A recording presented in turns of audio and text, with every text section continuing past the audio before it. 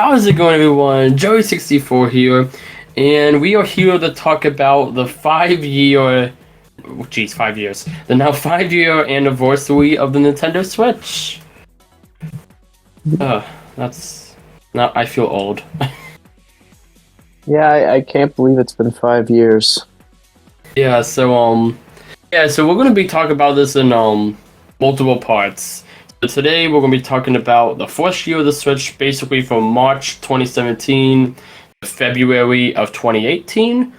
And then, then in the future we'll cover each year of the Switch leading up to the end of the month where we've talked about all 5 years of the Nintendo Switch. And we're going to have discussion videos like this coming out for it. We're going to have some few more special, more edited videos.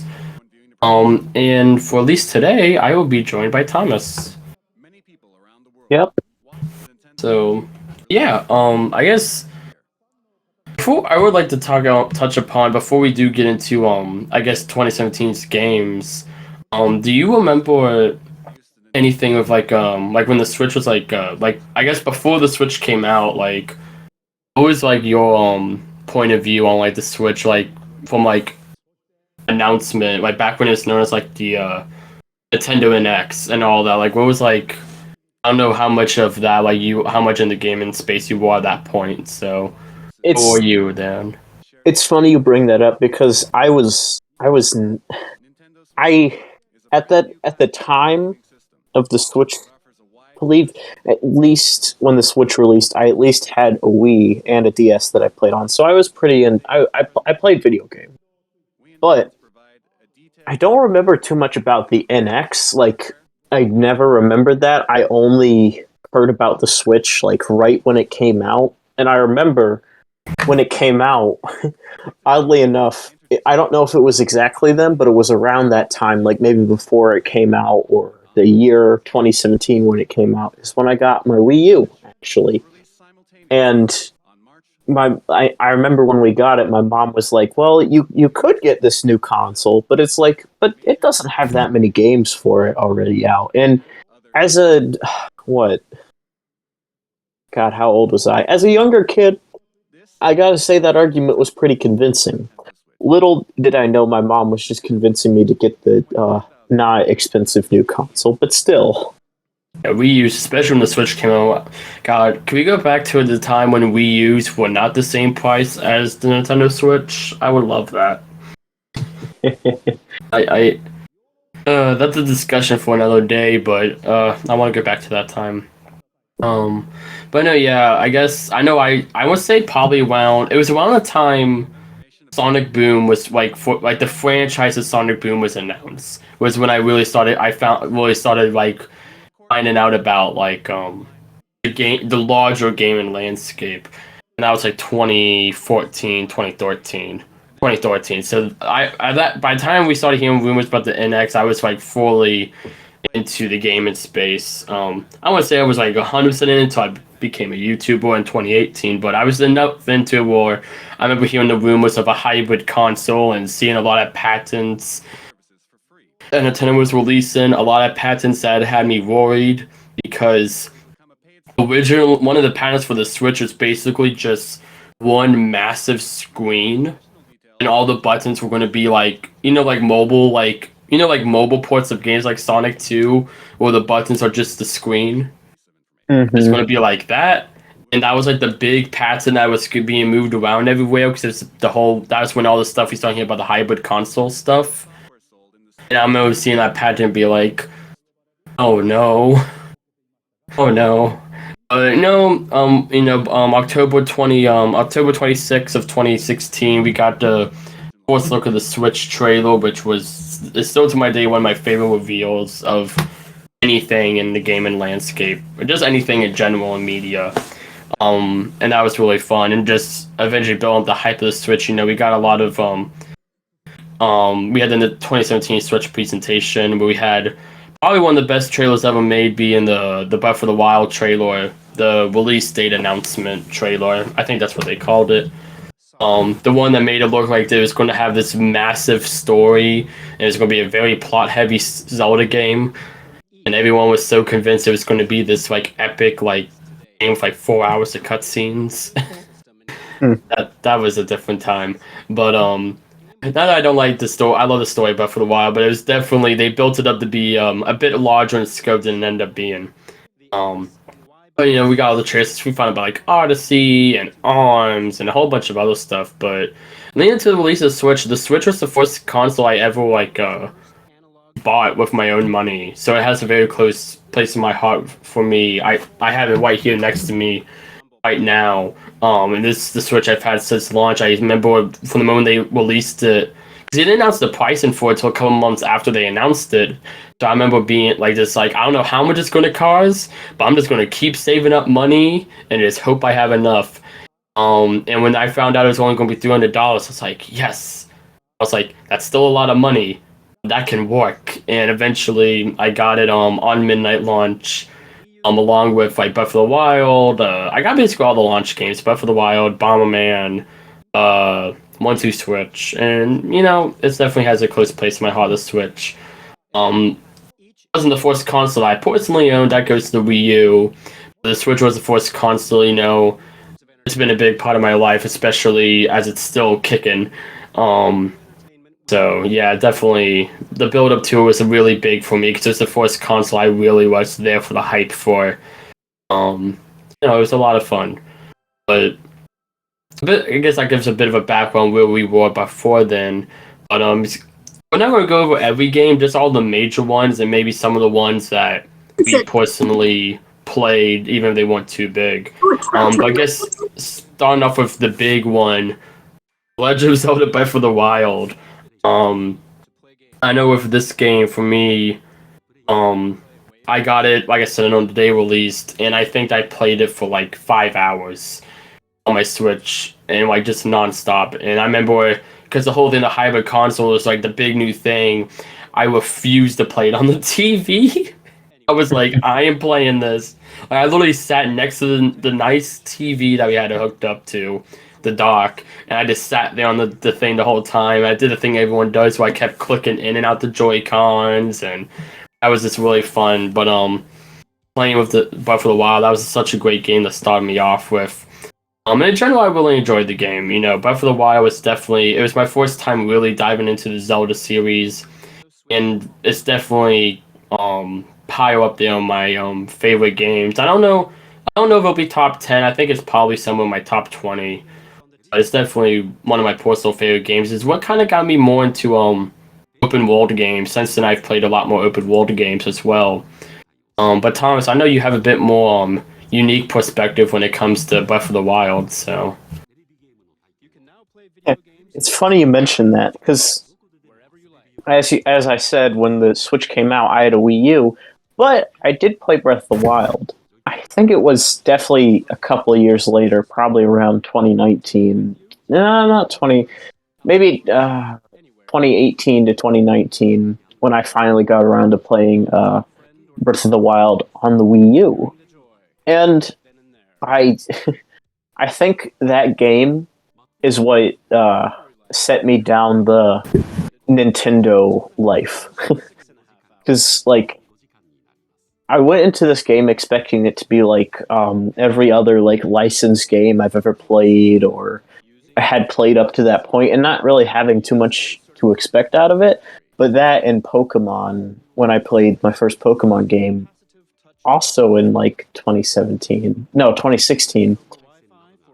it really changed like video games for me. And I gotta say, Breath of the Wild was really, really influential in that way. yeah, and it's so cool to hear that you got into it. You definitely got was really a lot more into the gaming landscape. A lot, not just not just in like years, but like just like the age you were when you got into games and age I was. I got hooked into video games like back like when I was in like elementary school. Like I was like. And I wasn't no like die hard like on the internet and all that, but like I still remember looking up like every once in a while when I had to be graced with the family computer, because I didn't grow up with a personal computer and all that, at least not for a while.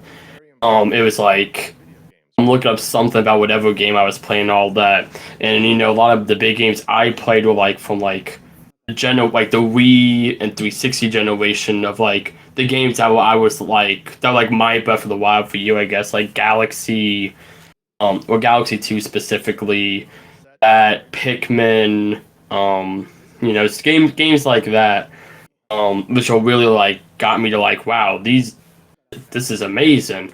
Um, show that games could be more than just like, I guess just like a little a fad or whatever you want to put it. It's interesting to see that that perspective someone who got into it relatively recently. Like that's not like it's been a few years, but like you say 2018, 2019, that was only like about 2 or 3 years ago. Yeah, but it's getting further every day. Like at time we're recording this the day before the Switch's anniversary, March 2nd. So we're just a day away from my console being 5 years old. It was probably built in the factory way before that now, but till I got it in my hands and took out the box, it'll be 5 years tomorrow. So that's, well, I guess today, depending on the time you're watching this. But no, yeah, and Breath of the Wild was definitely a big part of that for me. But you've played the DLC for Breath of the Wild, haven't you? Mm-hmm.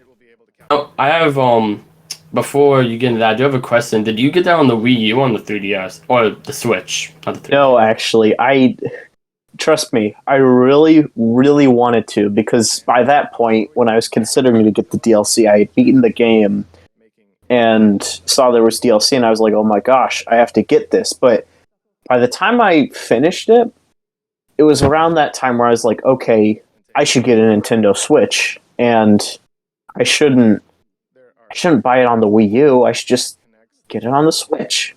And so I did get it on the Switch. Gotcha. And what were your because that was like probably one of, like, I guess probably Nintendo's first big thing in the DLC was Mario Kart 8. But like that was one of the first like big times they did DLC, and they really promoted like the whole like package deal and all of that. So I guess for like, what was your whole like? How did you feel about the DLC and all that? DLC, it's phenomenal and adds a lot to the game. It's the perfect capstone to an already, in my opinion, one of the greatest games of this generation. Solid. That's really solid. I know I still haven't gotten to the DLC, though I definitely plan to eventually. It's on the list, but no, that's interesting though. I will say I do have I guess one last thing before we get off Breath of the Wild.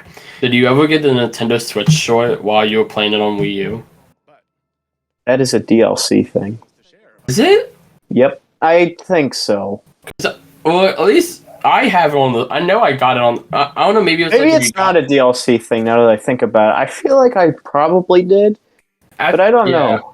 Also, I think it may be because I feel like I got it from one of the Amiibo boxes. Because I had a few Zelda Amiibo, so that it may be either DLC or Amiibo.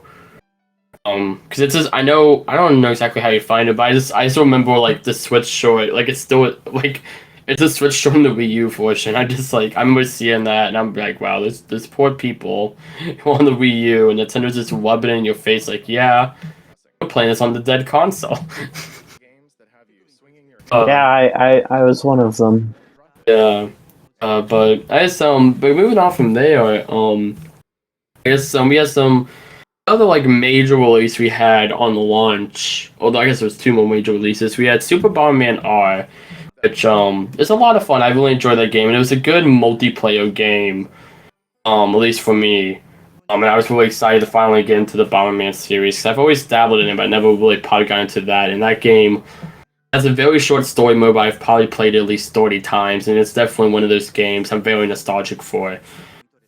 Just because it was like the one game that like Breath of the Wild was this game. I think it took me 2 months to beat it. Bomberman was like that game. I was like, okay, I can just sit down and just play this, and I don't like. I feel like I can just sit down and play for like 10 minutes. I can play for hours. I'm happy I had that game, and had like online and stuff. It was like one of the only online multiplayer games at launch. I think it was the only online multiplayer game at launch. which was really nice to have. And then of course we all that same day we got 1-2 Switch, everyone's favorite. I was going to say that not Wii Sports, but now we actually are getting another Wii Sports. But that's kind of like the Wii Sports pack-in or Nintendo Land of the Switch, even though it wasn't even a pack-in title. Have you ever played 1-2 Switch, Thomas? I have not. I remember hearing you say that it was really expensive. Yeah, I definitely, it was $60 at launch, and it's not a bad game. I really enjoyed it, and it's definitely one of those games like at launch, it felt really worth the $60 because it's like one of the only games you could get. But in retrospect, I'm like, I probably shouldn't have dropped $60 for that, especially back then when I didn't have a job and stuff.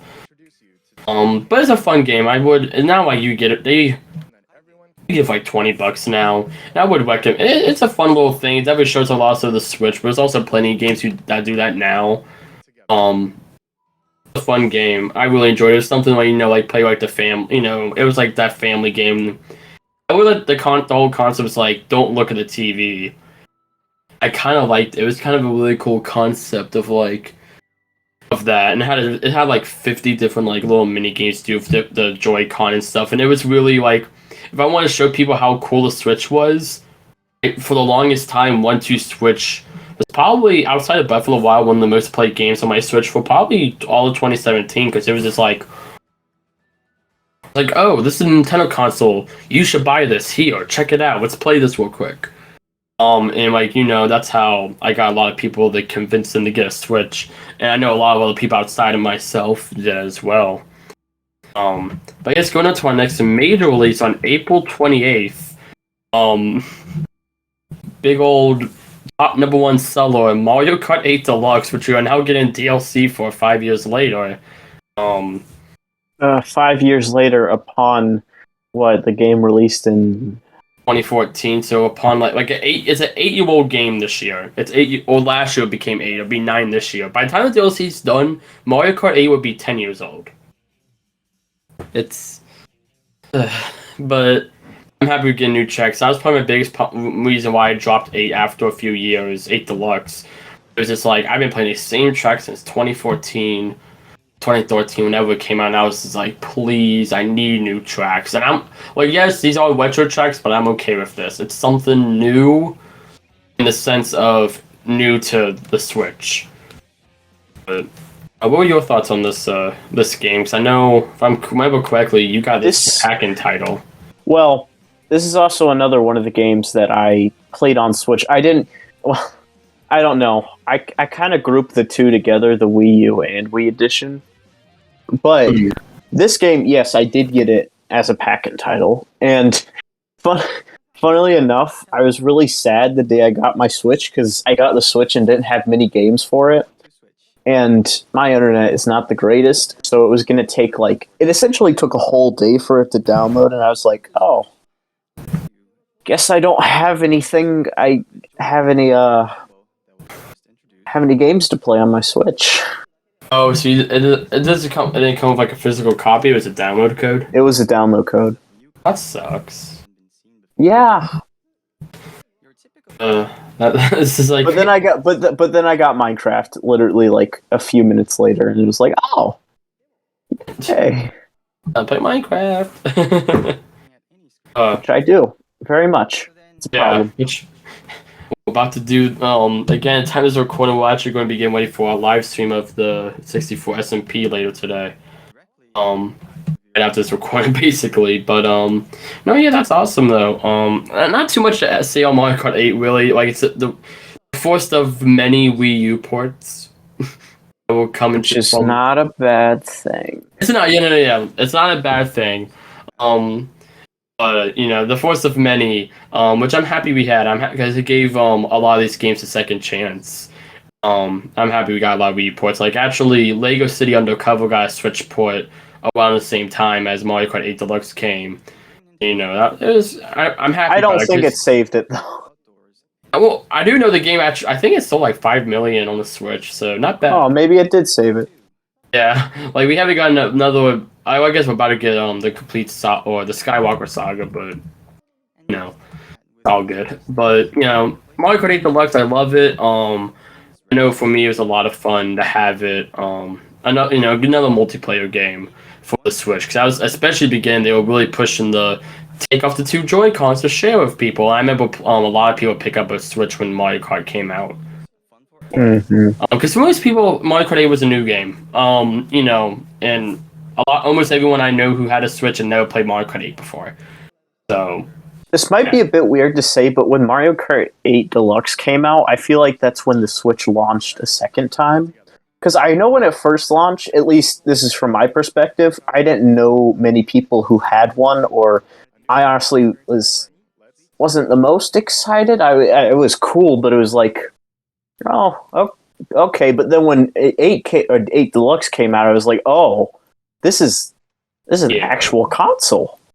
It's the first two, because 8 Deluxe came out I was just a little less than 2 months after the Switch initial launch. I remember some people be like, "He's like," I remember there being some. It wasn't like a big thing, but some people were like, "Is the Switch dead on launch?" After like around like early April, but like we got Mario Kart, and then there was this game after game. We started this rolling. What about ARMS, Splatoon, etc. And still, it's like it feels like almost every month we're getting a new game from Nintendo, or at least big third-party games, and I'm still struggling to keep up. Well, there's always a plethora of indie and/or just random games on the eShop. Too, it's not on this list we have here, but there was a lot of eShop games coming out, like almost every week. Now there's a lot of shovelware on the Switch. But especially at launch, there was just a lot of very solid eShop games, and that's one of the things that helped keep the Switch alive for those first like couple million people who picked it up on launch. And that was just I remember I picked up 2 or 3 of those, and they were really solid. But another game that was, in my opinion, a pretty solid game, ARMS, which came out the same day as the first day of E3 that year. That's like the big down. I won't lie, that's the main thing I remember this game for. It launched during E3. I remember ARMS being the butt of many jokes. Yeah, and that's what I love ARMS. It's a very fun game. And I won't lie, I've been kind of thinking about maybe going back to it and maybe playing it unless like a one-off on a live stream just to play it again. I do have a copy. This is a game I didn't get till Christmas of that year, but I get it at launch. But it was really fun. I will say it's definitely a game. It's hard to get people into it if they're not big on the motion controls. That was my big issue. No one in my family was. I know, like my family, no one was interested because they're like, you could use a controller. Like the game released on that phone, you do use a controller, and the motion controls of this game are very solid. You got to like tilt to the left and the move. You're moving your arms. I know people like talk about like having to move your arm along like Mario Galaxy and stuff, even though it's not that much. But in ARMS, you really are. You're supposed to be like punching, and it really is. I don't say it's a workout, but it definitely is. You are moving your body, and I've played it sit down before, but normally it's easier to play standing up. But it's a really fun game. And I think my favorite things about ARMS is the world around it. I feel like I would love to see them. It kind of reminds me almost in Splatoon in a sense where like we have this world and all this lore, like just and over like the course of the life of Splatoon, they slowly give us small pieces, but that's not the focus of the game. But there's this whole world there to explore, and with ARMS, they kind of had that for a while till. I have they kept updating the game. I know it had I think up to version 8. They kept adding new characters, stages, modes. They kept updating it for a while, for probably about a year. I would say at launch the game was a little dry, but definitely by the time it was done being updated, it was very solid. It had a lot of content. I never really went back to play some of the later DLC characters. I say DLC, it was all free. But yeah. Well, it's a fun game. And it was definitely one of those games, kind of like this is what the Switch does. It sold over 10 million units. Like it did very well. But, it did very well. It's just like everything on the Switch does really well. So oddly enough, 10 million units. I was looking. It's like the 40th best-selling Switch game. It sold 10 million units. Mm. It's ridiculous. I guess I know. I guess probably the next like huge release, Splatoon 2. I remember being very excited for this because even though I own a Wii U for enjoying its lifetime, I never picked up the first Splatoon game. So this was my first foray into the Splatoon franchise, and I fell in love with it. It was a lot of fun. I remember probably playing it for at least a year, like constantly off and on. And I kind of started slipping off of it after a while because I know eventually I didn't keep up with it as much as I was initially, but that was a very solid game. It definitely felt more like a Splatoon 1.5, especially going back to this first one. I mean, yeah, it definitely felt more like it didn't feel like the next huge game. It just kind of felt like this is the next one. But as someone who had gone to the series before, and many other people who never probably played the games before who played it, it was just really cool to experience the world of Splatoon because it's just this huge phenomenon. It was the big new Nintendo IP that no one would stop talking about. Um, what are your thoughts on Splatoon 2? Well, I guess Splatoon as a whole, I do really want to play it one day, but I have not gotten around to it, sadly.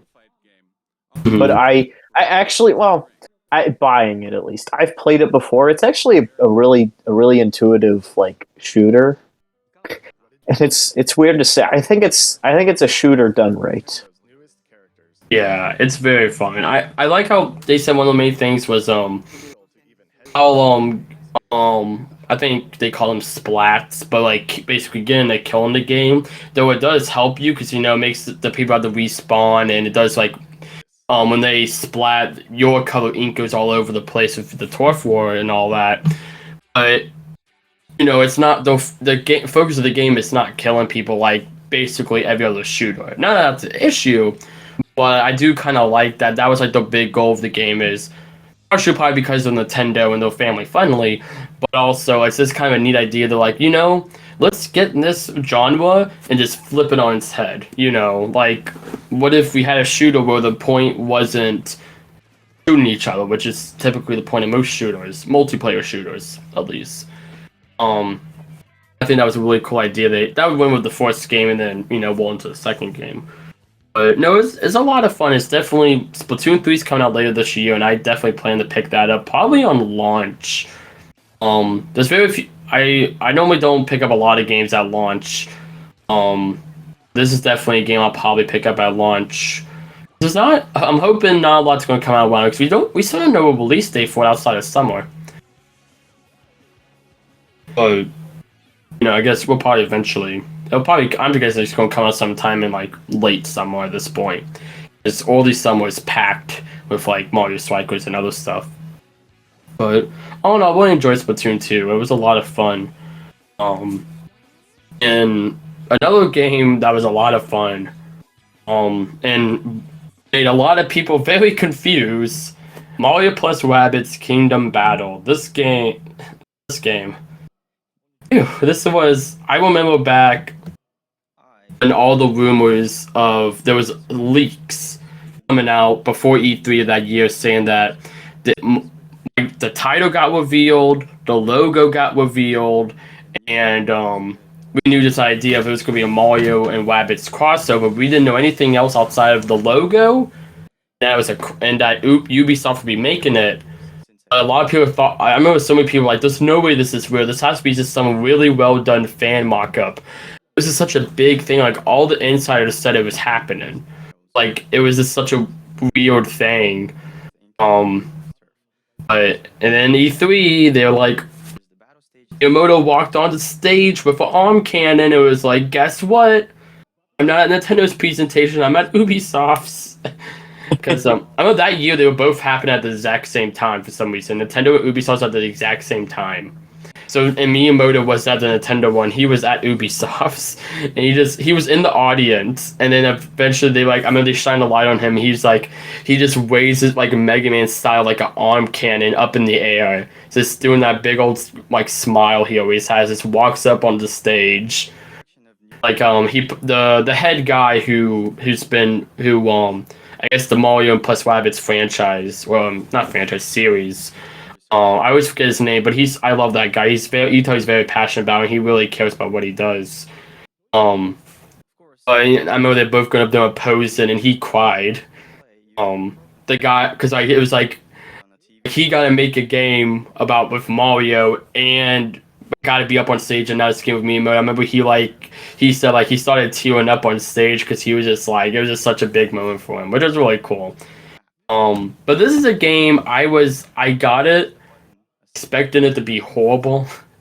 It's what like I'm not a Just like big everybody else. basically like I don't hate the rabbits. I don't love them, but I don't hate them. They're just kind of like yeah, they're fine. They haven't had that one good game on the Wii, Rabbits Go Home, which that was a fun game. But outside of that, I never really cared for them. I didn't really care for the personality too much. But I remember the main reason why I played Go Home was just because it was just actually like, wow, like the rabbits are actually well written. Kind of like how the minions were well written in the first Despicable Me, and then they kind of flanderized them later on. But it was like kind of it's like Don't open that can of worms. I remember but I remember with I remember thinking that like that's I think the main reason why I ended up picking up the game was because like 'cause I remember it being like, huh, like we were able to do the rabbits good once. And I'm like, and Mario's here. I'm like, maybe. I played it. It was really well done. Again, they did the rabbits right. That like obviously they were gonna get Mario right. That's not like I'm happy that the Mario characters were very expressive, and funny, and the rabbits characters were very expressive and funny. The gameplay, I'm a big fan of like real time strategy games, so that was a lot of fun. I'm happy Nintendo kind of let them do whatever they wanted, but you could tell that Ubisoft wasn't like still kept it on a tight leash, but like like there's like a whole boss fight where every phase starts with the boss singing like this full opera song making fun of the Mario franchise. Like you would think it's something out of a YouTube video. It's like really well done. It's like fully orchestrated. And it's really odd, but it's really funny. It's a very like zany type of game. The story. It's every one of those games that you almost just want to play just because of the plot and not even the gameplay. The gameplay's amazing. We got Sparks of Hope coming out later this year, which is going to be hopefully as good as the first one, if not better. But I don't know. I think the best way to explain this game is this like all of it around it was I know there's a scene where you unlock the Yoshi Rabbit and you defeat the boss that was like holding him captive, and the Yoshi Rabbit has like a Gatling gun basically. And the Yoshi Rabbit with his tongue out just starts loading out on the boss, even though it's already dead. Just like full on basically machine gun. And as long as you don't hit A to move on to the next text box, he'll just sit there and do it. I think I remember when I first played the game, I saw it like 5 minutes, just laughing my butt off. Because this idea of a Yoshi, it was a rabbit, but just someone that looks like Yoshi just loading out. I think that just explains how crazy this whole series is. The whole Mario plus Rabbids series. Yeah, no, it's definitely. I know you've never played it, Thomas. As far as I know. Yeah. That was a really I really enjoyed that game. Some other smaller releases, nothing crazy, but we got Lego Worlds, which I don't. Did you ever play Lego Worlds, Thomas? No, it was oddly enough, it was the one Lego game I did not ever play. Yeah, it was always the one Lego game that I was like really interested in, and I remember asking for it, like for Christmas or something, and I got Lego Dimensions instead, which I didn't even know was a game. And I was just like, okay, and I thought it was Lego Worlds. This is like I knew about gaming, but I still wasn't fully like I knew like everything. And I love Lego Dimensions. I'm happy I didn't get up because I probably would have never got on my own. Well, probably not until they released the Sonic stuff a few years later, but I definitely would have gotten the starter pack on my own most likely. But Lego Worlds still a game I go back to, and it's on sale all the time. I thought it was actually a legitimately fun game. Like it is worth buying, especially now it's like $10. It's a game I'm interested in playing eventually, but I don't have any plans in the near future. But we had that. We had Rayman Legends Definitive Edition come out. We had let's see. Pokken Tournament Dx. Did you ever play Pokken Tournament DX? Another game that I played on the Wii U. Yeah, I have a It Wii U was copy, but I haven't played it. it's very fun. It's it's definitely a how do I say this? It's not Smash Brothers, but Pokemon. Yeah, well, because it's Tekken. Oh, well, I've never played a Tekken game. Yeah, well, that's why it's called Pokken because Pokken. It's made by the Tekken people. Oh, I didn't know that. I just thought they were being weird. Honestly, I never realized Is that that really why until it's called because Pokken? it's made by Bandai Namco. It's made by which I didn't realize that until when DX came out. Honestly, because I was like Bandai Namco, and they said in the trailer like by like the same people who made the Tekken franchise, Pokken Tournament DX, like something like that. Yeah, that's because Tekken is what pioneered that some semi 3D fighting style, fighting Huh. game. That's why there was such a big thing with fighting in general because they ushered in a whole new genre of fighting games. How you know? Yeah. Except DX is still I want to play. I probably pick up DX eventually. Maybe I feel like something I'll get like if I happen to find it on sale one day, like for $20, I may pick it up just so I have it on a console people actually play it on. But even I have it on Wii U, and I don't have any plans to play online, especially not at this point. So maybe one day I'll play it, but don't have any plans for in the future. But it always interested me. I always thought it looked really cool. So yeah, that's also isn't that the origin of the Pikachu Libre costume? It is not. Oh, and I'm wrong. Yeah, what is the origin? Do you know? The origin of the Pikachu Libre goes back to the remake of Ruby and Sapphire on the 3DS, Alpha Ruby or no, Omega Ruby and Alpha Sapphire, and you receive a special Pikachu that you do contests with, and in the contests you can switch your Pikachu to have a different costume because there's Libre Pikachu, there's Rockstar Pikachu, there's Popstar Pikachu, and there's my personal favorite, Professor Pikachu. Look them Okay. all up. They're very interesting. But quick sidebar right there about Pokemon.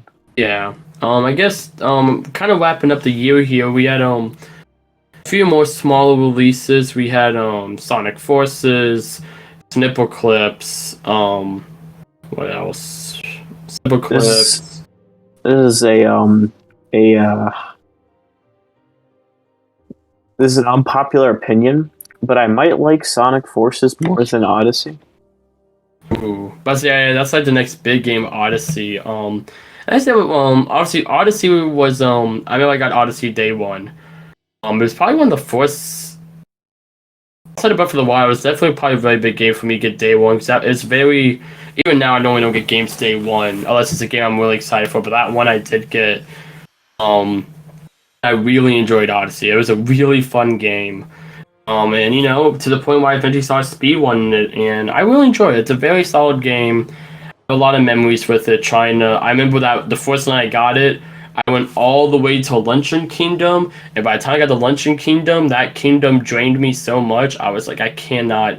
Nope, I'm putting it down. That's why. And for a while, Luncheon was my least favorite because I don't know why, but whenever I would play the game, Luncheon was always like I would either stop and just not finish the game in future playthroughs, or I would always just dread going through.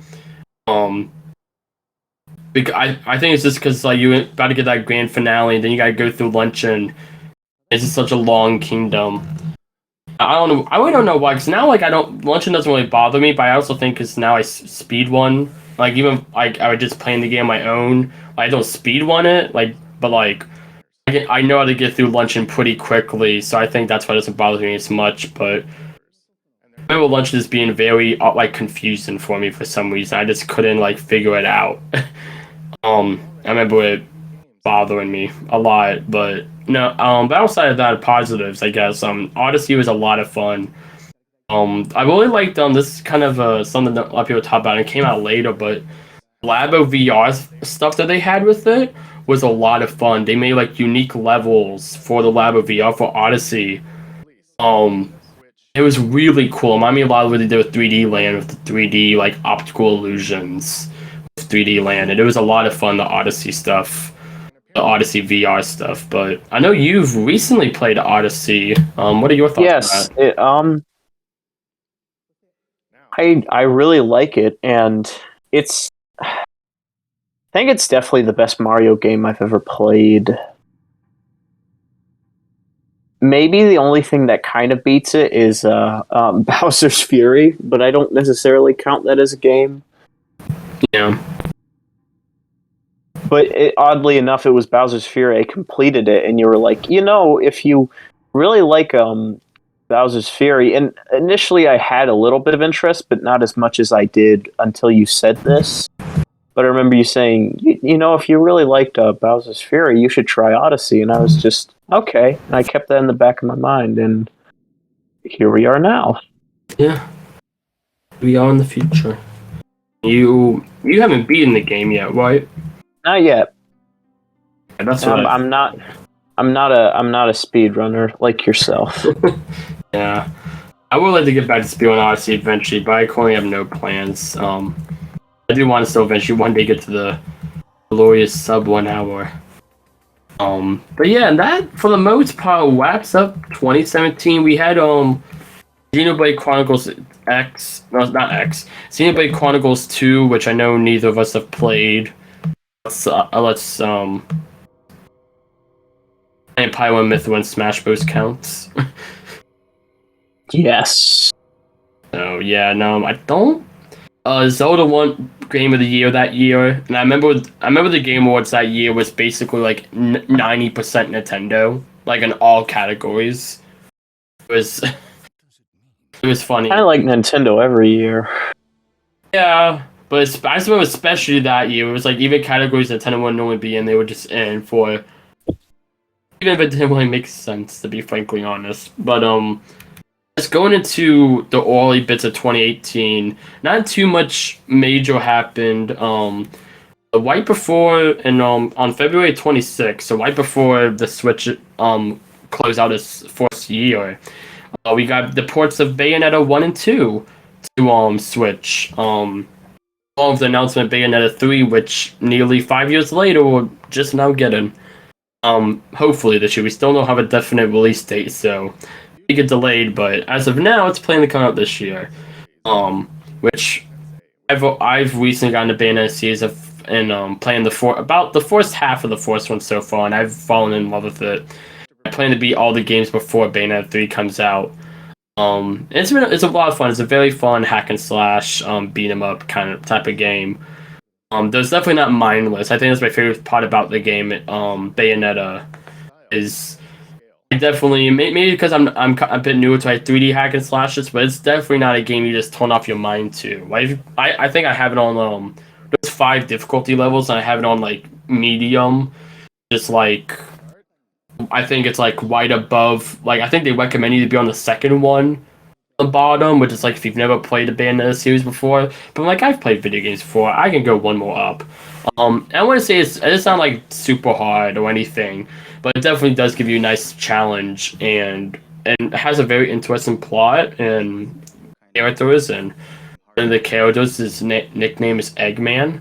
It's like one of the big things I remember from the game, but I guess that's kind of what capped off the Switch for year one. Do you have any games that I happen to miss from year one that you'd like to talk about, Thomas? Not that I can necessarily think of. Who are they? Uh, wasn't correct me if I'm wrong. Wasn't Minecraft for Nintendo Switch technically year one? It was yeah, it came out somewhere. The Nintendo Switch edition came out in like May, and then Bedrock edition was like September, October. Mm-hmm. But yeah, and that's like it's cool that we got Minecraft on the Switch, but it also wasn't like Minecraft for Wii U, where it was like, oh my gosh, first time we ever got Minecraft on a Nintendo console. Heck, I think Actually, new 3DS came out the same day as Switch Edition did. They got announced at the same direct. I remember that they both got announced at the same direct. Yeah. I guess that kind of wraps up year one. And it was definitely a solid start for the Switch and lay the foundation for many years to come. But that's going to wrap it up for today's, I guess, discussion of year one of the Switch. Like I said, it's going to be the fourth in a 5-part series where we'll be discussing every year of the Switch, very similar to how we did today. So yeah, stay tuned for next week. Next Thursday, we will be discussing year 2 of the Switch, cover games like Smash and Captain Toad Treasure Track or Corby Star Allies and many, many more Switch games that came out that year. So yeah, thank you all for watching. I hope you all enjoyed this, and I'll see you all in the next one. Bye, y'all. Bye-bye. Okay. That went well. Yeah. We're going to get Craig to stop, and then we're going to get John into a VC with John, and then start streaming.